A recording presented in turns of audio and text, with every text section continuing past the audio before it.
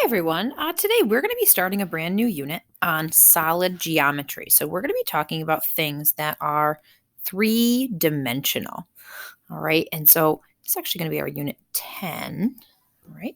So we're going to talk about different types of solids and how they kind of play a role in geometry. We've been talking a lot about two-dimensional shapes and what happens when we take those two-dimensional shapes and we look at them in three dimensions, right? Things that are around us a lot. So we have different types of solids that we've seen probably throughout our lives. So the first one's a box, right? But it does have a more technical name. We have a rectangular prism. And I bet if I asked you to find examples around your house of rectangular prisms, you could find a ton of them. All right, the next one, notice comes to a point up here. We got a pyramid. Right, lots of different kinds of pyramids, though. We'll talk about that a little bit later. We've got a sphere. We've got a cylinder. And a cone. And these are just a couple of types of different solids. There's lots of different ones. They've got crazy names and just made in all different ways. We're going to be talking about things that are actually polyhedra, or polyhedron is our plural for that.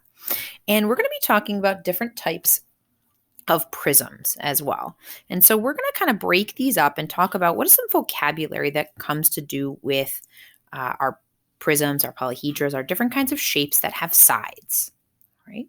So I do have a little website here that I'll give you a link for. And so this is just an idea of like, what are the different kinds of things we have around our house that are, how are they made up of two-dimensional objects? So if I take a look at my prisms though, I've got a lot of different kinds of prisms. All right, and there's different little features to each of these. Okay, so I can spin these around, take a look at them. All right, and I want to know what are some common features? Some common features of these. Okay, maybe if I'm just talking about pyramids, what are some common features? Right, I've got a rectangular pyramid, right, with a rectangle on the bottom. I could put a pentagon on the bottom. A hexagon, right, actually changes the number of faces, right? So when I change the bottom here, what I'm doing is I'm changing the number of faces, right? So this outside part here, right, that shaded part here is the face. All right, the sides, okay, each of these sides, okay, that's an edge. Okay, so these right here would be the edge. Okay, but all the points that make this up, even the ones that are maybe on the other side of that shape, right, those are our vertices. Okay, so depending on how the shape is oriented or how the shape is constructed, right, we're going to have different numbers of vertices, edges, and faces. All right, now we're going to specifically talk about prisms right now. So a prism is a 3D solid, and we say solid even if it happened to be hollow. All right, so solid figure. And these prisms here are all going to have some things that are in common. All right, so it has to have two parallel faces. All right, so we're going to have two sides that are going to be straight up and down, right, with each other, right, even. They're going to be parallel faces that are the same on both sides, that are congruent polygons.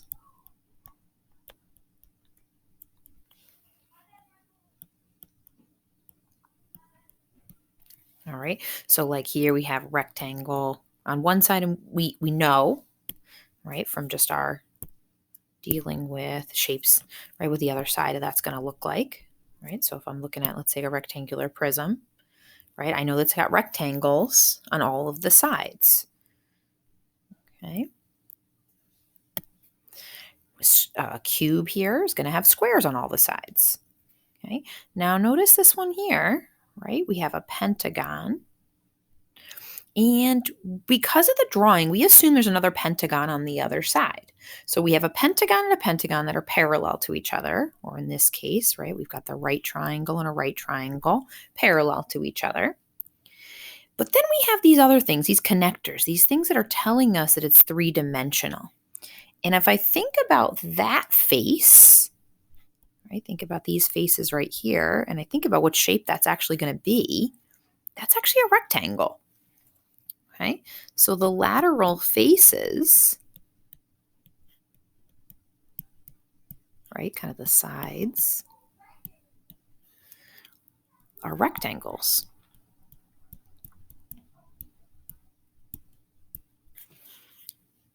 Right, if I were to look at this right here, right, that's going to be 3 rectangles on each side.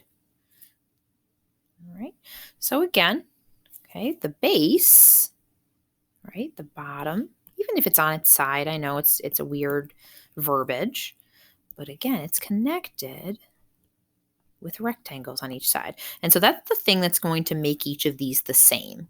Okay, so even look at this one. So we have the base, okay, but here, that's a rectangle, rectangle, rectangle. Okay, now the height of the prism is the perpendicular distance between the base. Okay, so we've got these right here. That's actually what's going to give us the height of those. Okay, so later when we go to try to find volume, that'll be very helpful.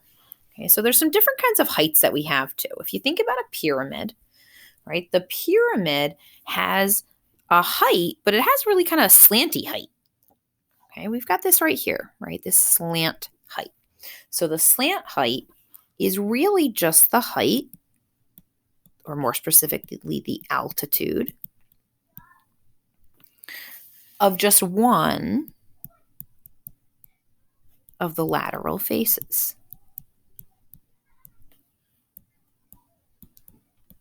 In this case, right, we have this triangle here, and it's perpendicular to this triangle, right? But it's not actually giving me the height of the whole object.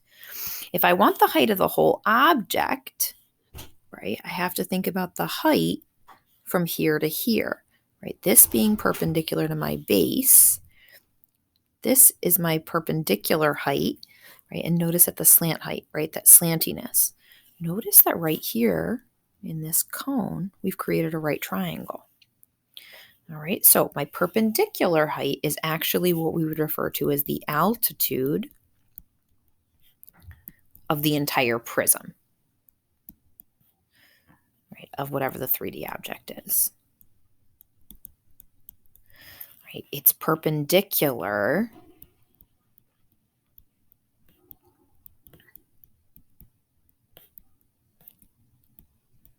to the base. Okay, so notice right here, right, we had a circle on the bottom, perpendicular to that circle. All right, now a cross section. Now, sometimes we don't have maybe a whole 3D shape. Sometimes we like cut the top off it. We truncate it, we call it. So a cross section, right? So if I were to like to take a knife and I were to cut this, right? A cross section is a 2-dimensional part of a 3-dimensional object that we would kind of lop off with a plane, right, that intersects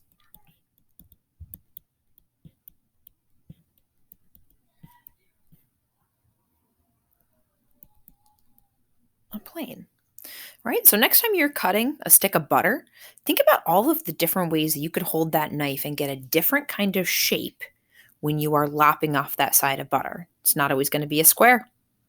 All right, stay tuned for the next section.